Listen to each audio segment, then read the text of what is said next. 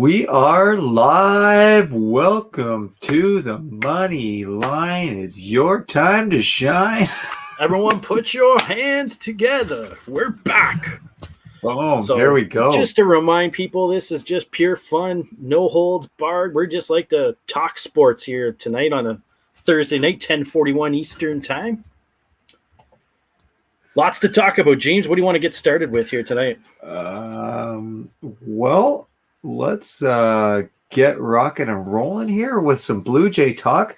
We are in the bottom of the seventh, 2 down 7-2. Not looking too pretty tonight against the Minnesota Twins.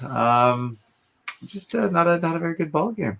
No, a bad couple games. Hopefully it stops after tonight because, hey, let's be honest, got to win games, get into the postseason, and they are in a battle right now.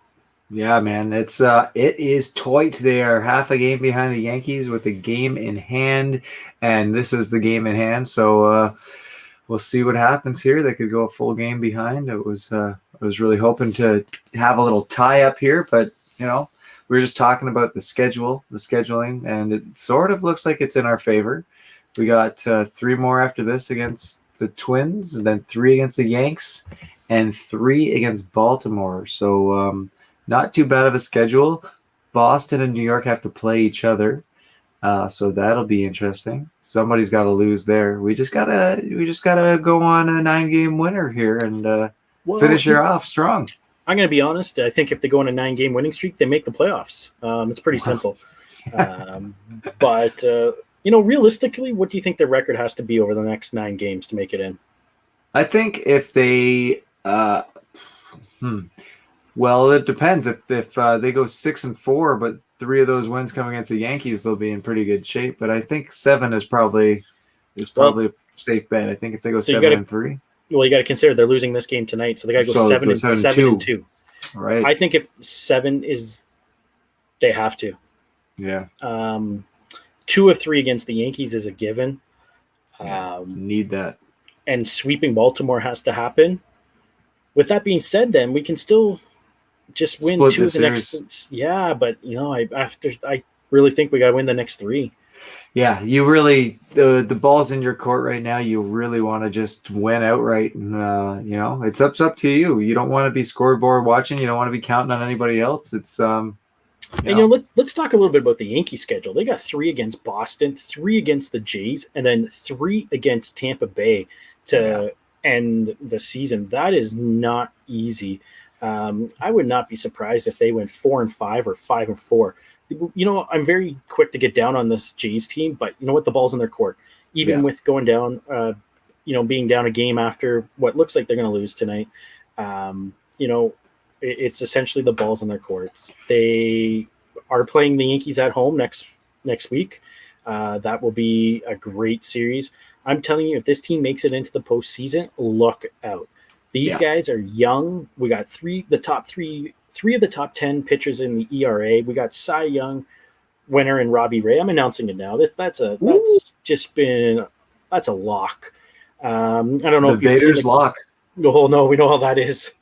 That's treacherous. We'll talk about the Vader's lock later on. But they're just a fun team right now, and I think with them playing Baltimore the last series, they'll be so confident going into that 1-game wild card that they will win. I'm not a fan of the 1-game wild card. You play 162 games. You're so close. You're battling the last few weeks. Yeah, 1 game. Let's go.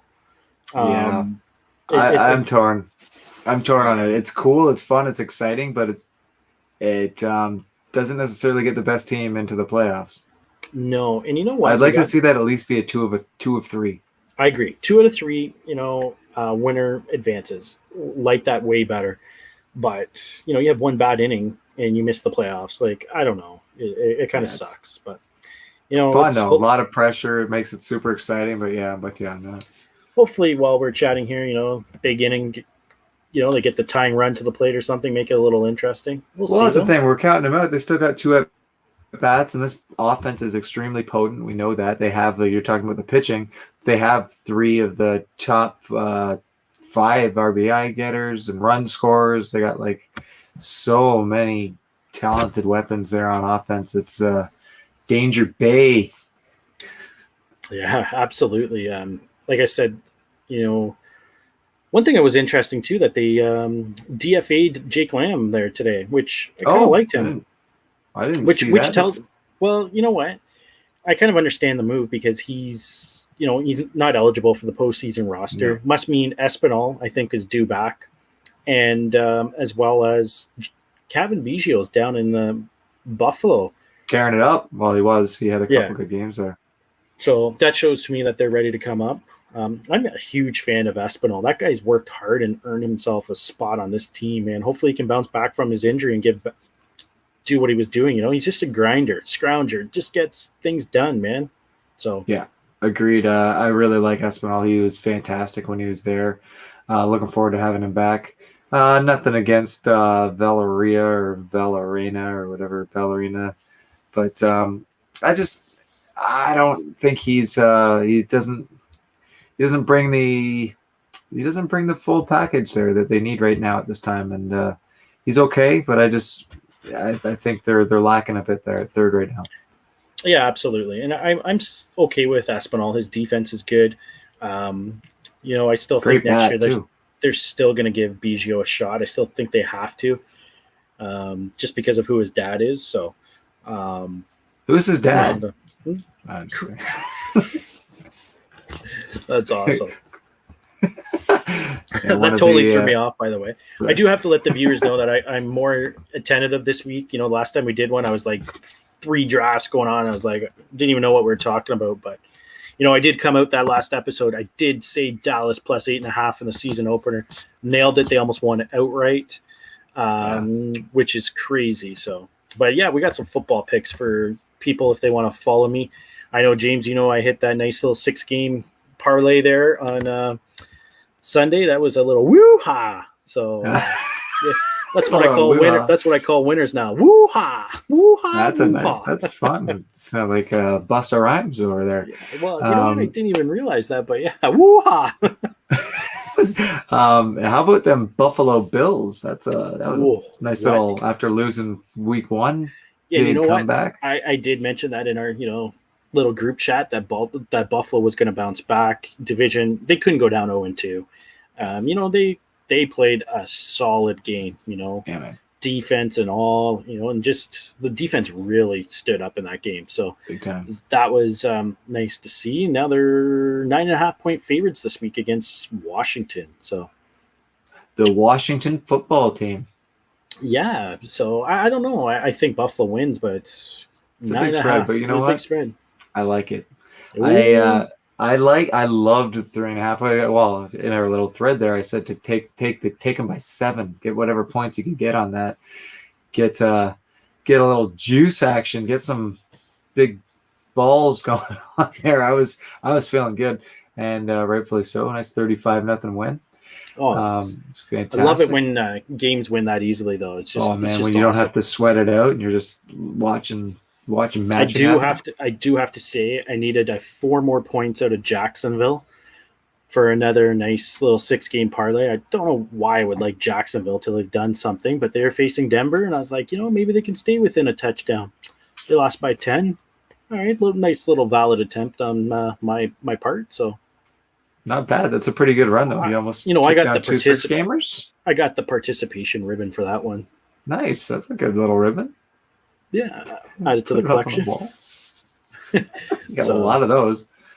Absolutely. Hey, James, you know what? I just heard today that preseason hockey starts this week. That is, I think, actually Saturday. The Leafs play. Saturday, the Leafs and the Montreal Canadiens. A little. That rivalry getting back in after a nice little playoff run with those 2 little fun teams.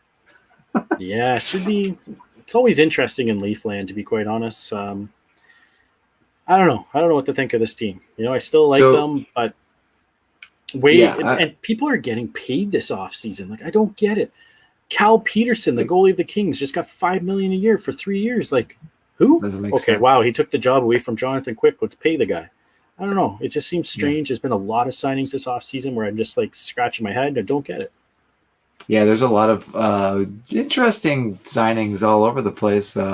Some weird things happening in the league.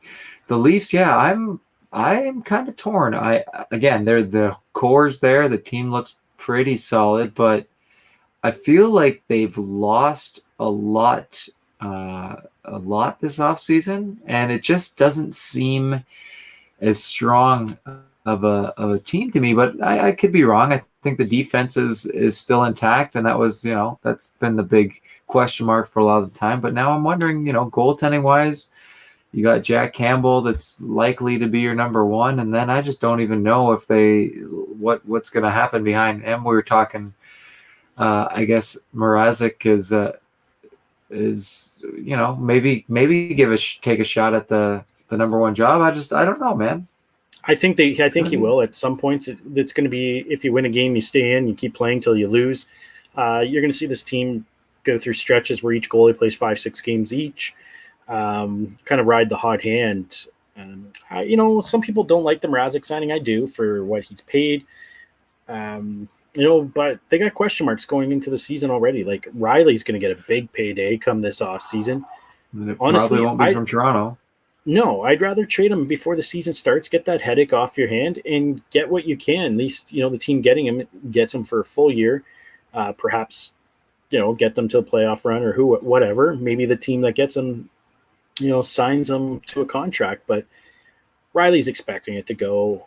I also think that, Sandin might be a possibility to replace Riley a little bit if given the opportunity. A little bit. He won't be as good, but I think that's the what plan. They're talking about. That seems like the plan. Yeah, it's going to be very interesting what happens with Morgan Riley. Like, if you got this team clicking and firing at all cylinders and looking really good, well, he's going to be a key piece for your run in the playoffs. So, there's a very, very strong possibility that he just, we end up losing him for nothing come the end of the year. Because, they're going to have to make some moves if they want to keep him. It's just not going to be possible to keep him. So I'd rather trade him even now, see what we can get. And it'd be interesting. He would return something pretty decent. So, but I think one person that we're really going to miss on this team is, Zach Bogosian. When he signed with Tampa, I believe, I immediately was like, oh no, he was solid, and he was $1 million a year. The right-handed shot. So I don't know, he's one of those guys that they kind of need too, a big body, big guy that'll just kind of clear space, bang and crash. They need that kind of player. And speaking of Zach's, that Zach Hyman taking off, it's going to be an interesting void to fill there. But I think there's some decent candidates to fill that spot. One guy I really like is Nick Ritchie, who I think there hasn't been a lot of talk about, but I think he could be a really good piece on this team. So I know, and I like that signing. He took a little bit less here to come to the Leafs, and I like it. I don't know if he's going to be that guy, though, to be up there on the wing. But he does give a little bit of grit, a little bit of protection. But I'm going to hold my comment right now. Jays have the bases loaded, 2 out, and Springer's up right now. I am calling I am calling a grand slam because he's been in a slump, okay? Yeah, he's due, man. He is due. So, you know what? Let's get the rally caps going here. I don't know what we're going to do, but we got the rally caps on here. Roll. Rally cap time. Let's make this happen. A grand slam right here would get us rocking. What are some other options here for the Leafs on the wing, though?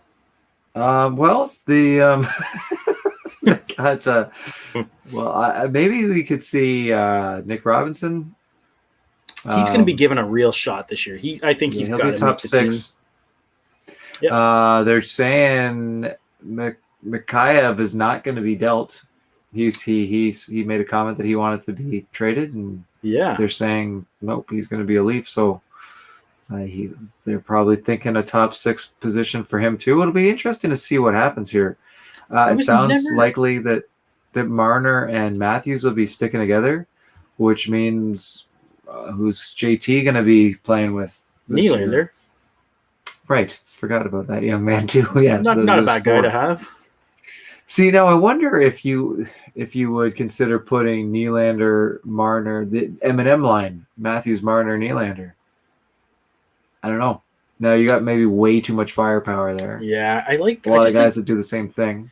Well, that's the thing. I'd like to have someone that goes in the corner, gets the puck, like Hyman, but you couldn't pay him what he got. But someone like a Richie, someone that's got some grit. And who else did the Leafs sign this offseason too? They got a couple former Ducks. Case. Yeah, Kasha, however they pronounce it, but it looks like Case. Yeah. So we're keeping the eyes on the scoreboard. Yeah, they're changing pitchers right now, so it's an intense one. So the Jays again, 11 hits, just not cashing in on the opportunities again tonight. No, but here we go. You got a Springer grand slam, a Simeon double, and a Vladdy 2-run bomb to tie the game. No, I'm going to tell you, I'm going to go with the bomb first. Like, that'd be awesome to call that. The Jays have 16 men left on base tonight. Ouch. What? Wow. Yeah. They got in a lot of runners, like you said, 11 hits plus 4 walks. Like, they're just not getting that timely hit, right? So yeah, it's been a couple rough games, couple rough outings for the Bluebirds the last 2 days, but I got to talk about yesterday's game. There's lots to talk about, okay? First of all, it was an afternoon game. I didn't get up to speed with everything that was happening. I was confused with Merriweather starting, and I was like, what's going on? I get the plan with it was for him to get through the beginning of the lineup, get him the 1 inning, and then, Stripling, you come in, and they wanted him to deal with the top of that lineup twice. So that gets you to probably the 5th, 6th inning, but boy, did it ever backfire. Did not work out. And Springer just lined one at the pitcher who made a nice grab in inning over. So the fun was over. I actually got excited there because I thought they were going to do it, man. Well, Springer's been in a slump since he came back from injury. He's not looking too healthy at this point. But here's the thing with this team, right? Like, they're down 7-2 and they're still in the ball game. Like, you never know. This team they can come on strong at any time. We've seen it. We've seen some magic happen. So they're not out of it yet, but it's not looking promising. They got one more at bat to try and make some magic happen here in the ninth. Be the 2, 3, 4 hitters. So you got Simeon, Vladdy, and Bo coming up.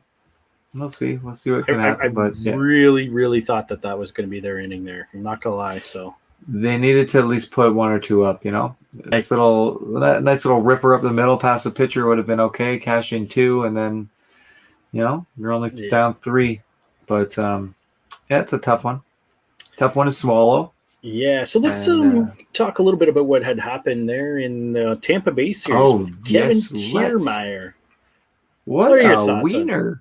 What a wiener. So just to get everyone caught up to speed, if you didn't know, Kiermaier was making a play towards the plate, gunned out by 15 feet, almost made a tricky little slide in to sneak in at home. But as the play unfolded, Alejandro Kirk's play card or whatever his what would you call that little scorecard on the Tampa Bay's little cheat card fell out of his arm and right in front of Kiermaier, and he decided to scoop it up, bring it to his dugout, and hand it to one of the coaches.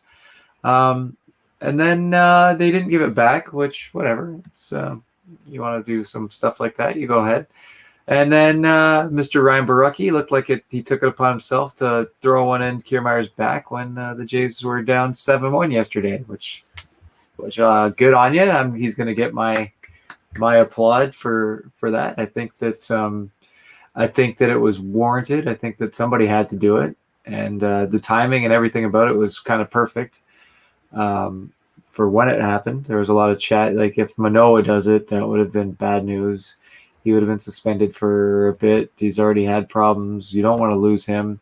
Not that you want to lose Borucki, but like, they're appealing the suspension, and you can probably afford to lose him for a game or 2 right now. It's a multiple game suspension, at least, which is interesting. You know what? I think it had to be done. It makes a statement.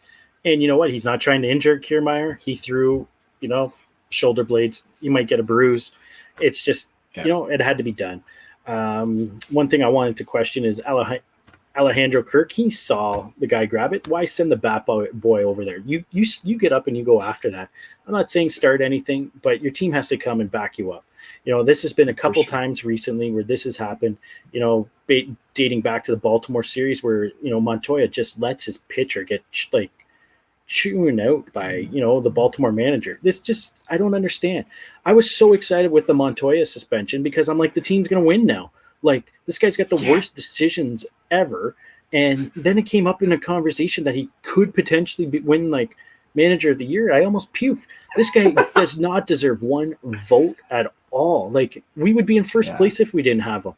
I'm just so frustrated. You can hear the passion in me right now because there's so many times. Fired up. Now let's talk about Montoya winning Coach of the Year. No, let's not. I'm with you on this. And it's funny, it's getting into this Toronto thing now where just soft, man. That's weak. That's some weak stuff going on right there. And it's I didn't know the bat boy went to get the paper. That's really weak. I had no idea about that. Because Kirk I don't think he noticed until probably went to the bench and didn't see it there. But yeah, kind of brutal that he wouldn't go and get it back, just walk over there and say, hey, give me my damn paper. Yeah. I don't get it at all. So little weak sauce there on the Jays part. But Montoya, man, there's just been now way too many instances this season where he is not stuck up for his team, where he's, it doesn't look like much passion in this man. You know what I mean? And whatever, it's different coaching styles, different whatever, but I just want to see this guy get a little heated at some point, get a little fire in there. There's been multiple opportunities where he could have, even in the last 3-4 games, the calls against the Jays pitching have been horrendous the last few games. And at some point you just gotta stick up for your team, man. It's not up to Pete Walker to go out there guns a-blazing, and you're the manager, man. You're controlling the ship here, and you gotta get a little fire in there, kick a little dirt at the ump. Wow. Get into it. Let's go. What was it? The first game against Tampa, I believe, where Valera's up in the 9th inning. And, it's 3-0 count. Those 2 strikes were high. Awful. Both of them. Awful. Wow. So get off your seat and say something. There's one thing now that I didn't know, but you can look up the ump scorecards for the game to see how accurate their calls are. So it's pretty cool to be able to search that. I've never done it. I saw it in actually, we're part of that chat in the Jays. That's a pretty cool chat on Facebook. People just rip on them though. They're just bandwagons. I'm gonna start causing ruckus in that group. I think so. You should get a few Facebook friends and get some requests for people just chirping me. Yeah, do it. There's a lot of chirping going on there. You can pretty much write anything and get some crazy comments. But yeah, that's interesting times in the old sports land right now. I wanted to talk about a little Fight Fair. A little TMZ thing I saw. Mr. De La Hoya, who was supposed to fight Vitor Belfort last weekend, and Evander Holyfield stepped in a quick replacement and got just lit up. Got knocked out in the first minute of the first round, somewhere early in there, which was a little bit of a shocker to me, but De La Hoya, man, he had COVID. He had to back out, and he's good now. He's feeling fantastic, and he called out Floyd Money Mayweather, and offered him $100 million to fight him in a rematch. So these guys fought, holy moly, about 15 years ago, I guess, and it was probably the closest to a loss Mayweather had ever had. It was a split decision. How do you turn down that amount of money? Yeah, money. Mayweather is all about the dough. He did announce after the Logan Paul fight that was going to be it. But yeah, it's $100 million is $100 million, man. I don't know. I think I'd love to see it. It'd be interesting. De La Hoya feels like he's on top of his game. some of these guys are looking at like Mike Tyson, man. That guy looks like he could go in there and compete for the heavyweight title. Like he could fight anybody right now. He looks good. And De La Hoya, I don't know. He's got the confidence. I have no idea what he's looking like in the ring, but he seems ready to go. So it'll be interesting to see if Mr. Mayweather backs that. De La Hoya, they wants it to happen this year. We'll see. Yeah, no, absolutely. That'd be awesome to see. So, and the ratings would do a good job of pumping that up and maximizing their profits. So, absolutely.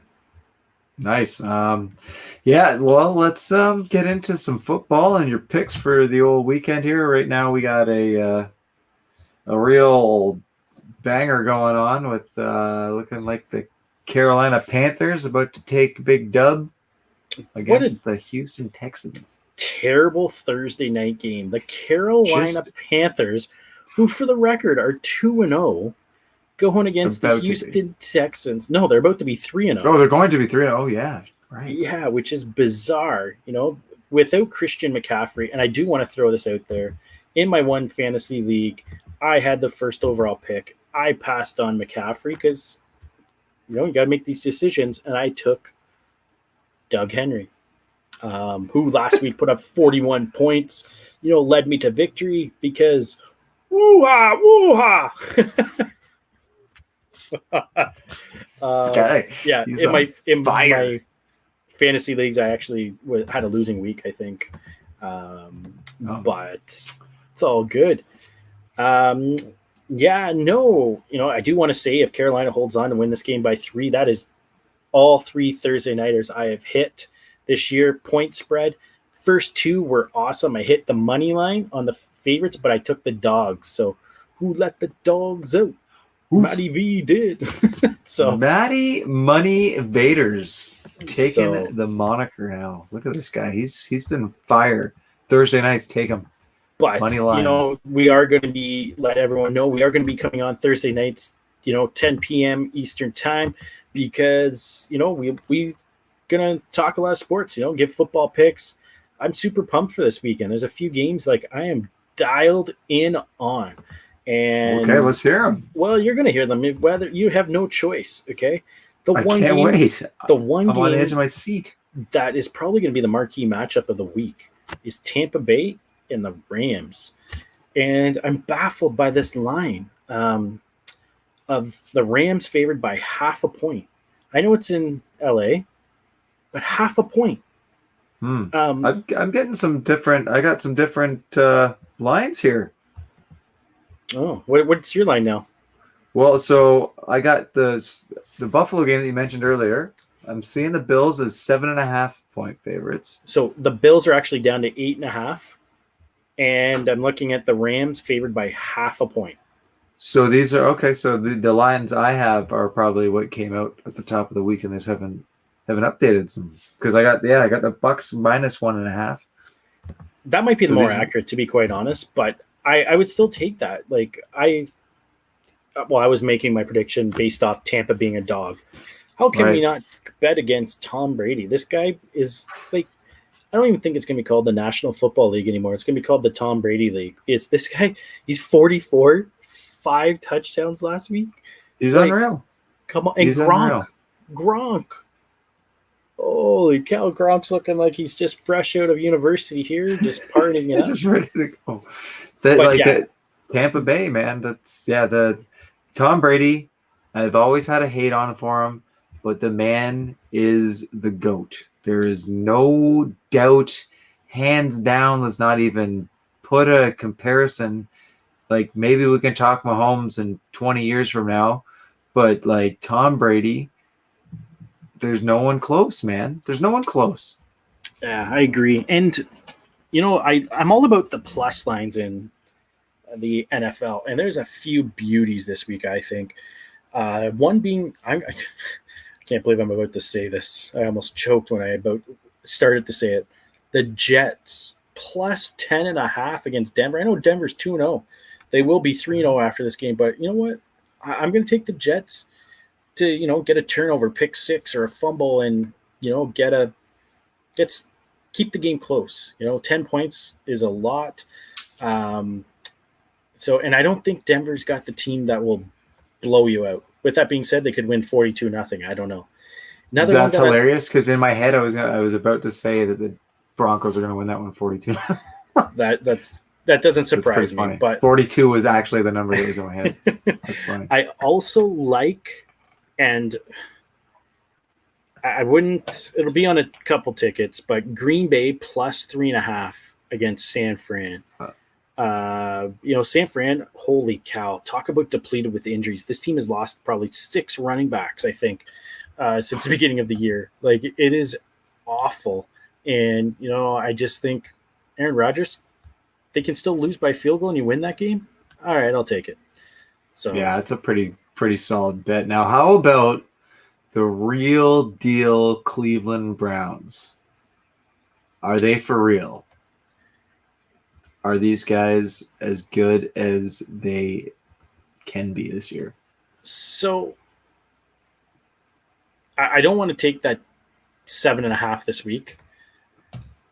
I do think they win, but I'm not sure if they cover that spread. Cleveland Browns, and it's funny because I was in, I don't even know what you call the pool.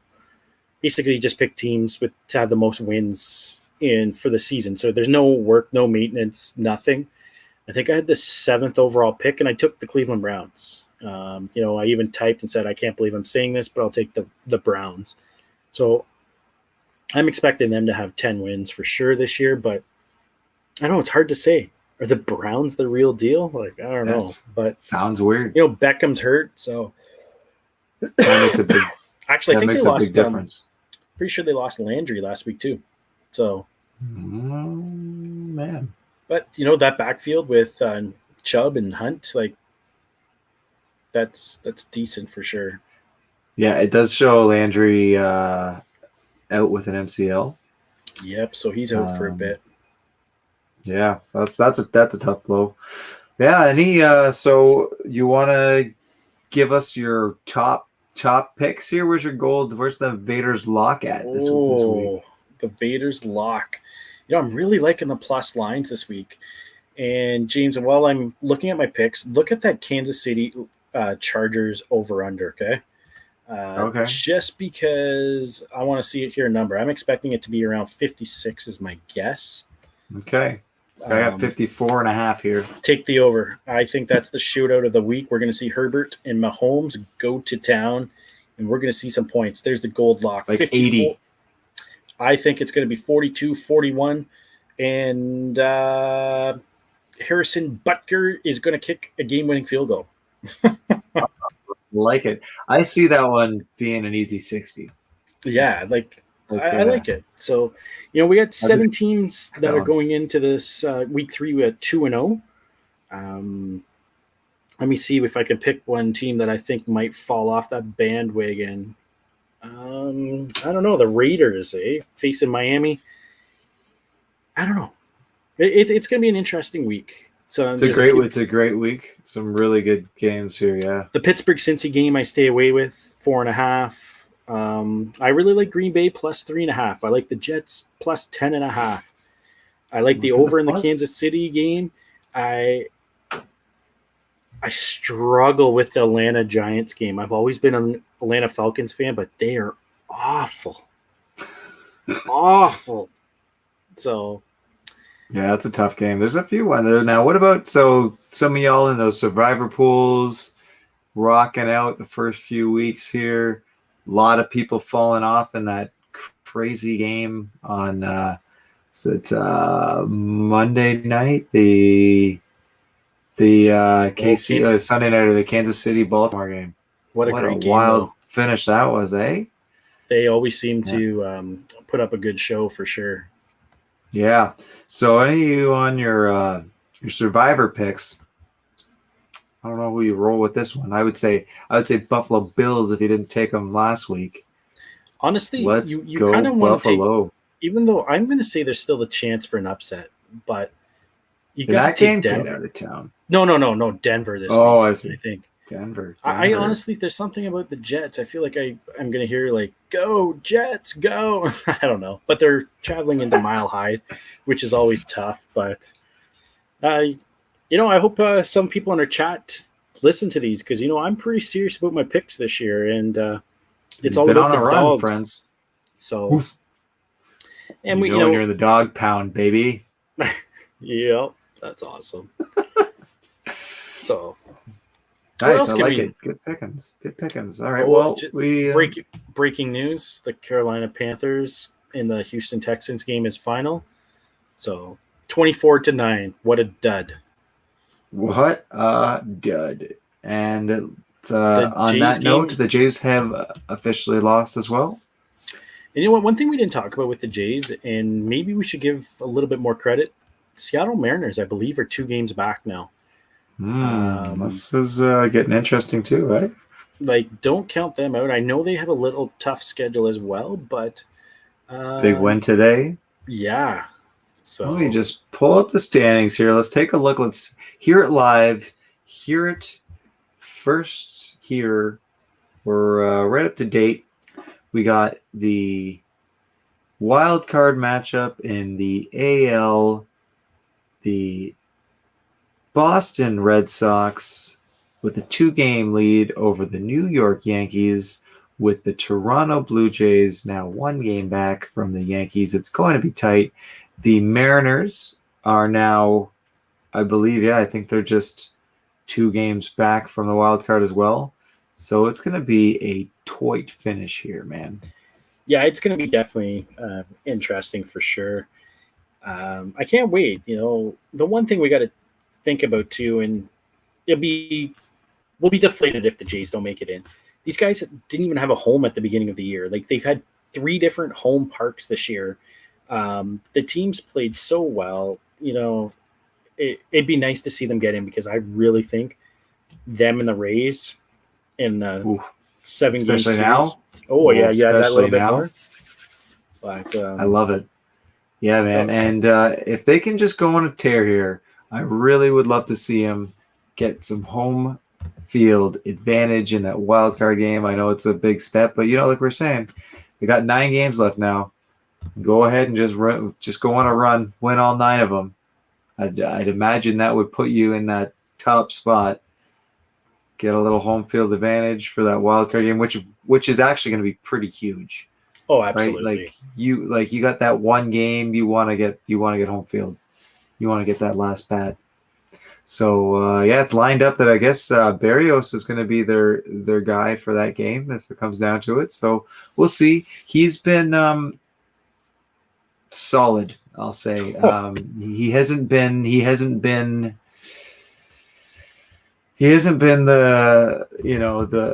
the rock that we were hoping for, but he's been maybe okay is probably more along the lines. He's pitched well. He's had a couple rough outings though too. So I'm a little on the fence about that, but again, that's why you brought him in. You paid you gave up a lot to bring him in. So if that's what it comes down to, hopefully it works out. We didn't see it go so well with our man Ryu last year. Again, you brought him in for that scenario, and it didn't work out too well last year. So hopefully with this Berrios move this year, we get the chance for that to happen. And this team's going to be dangerous if they make the playoffs, man. We just got to get there. Extremely dangerous, yeah. We just got to bounce back tomorrow, get into the win column. We've lost the last couple of games now. Let's not get down on us, our team. We just need to find a way to get those timely hits. Like, they were getting hits tonight, just singles, I guess. There was no gappers or, the big bombs, or no one was on. So they got timely hits, and hopefully they'll start manufacturing runs again. Like you said, that with Jake Lambie and DFA, kind of unfortunate. And you know what? I did like the way that he was producing runs. He was able to put the bat on the ball when he had guys at third, get a couple sac flies in.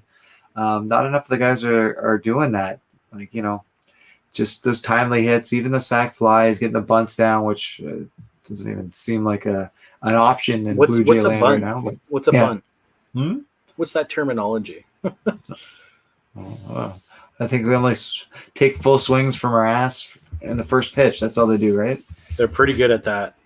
Yeah, they definitely don't work not too many counts being worked these days, but you know what? It's the first pitch attack has worked pretty good for them this year. So not much you can knock on the offense, man. They have some of the best hitters in the league right now. They got their run differential is ridiculous.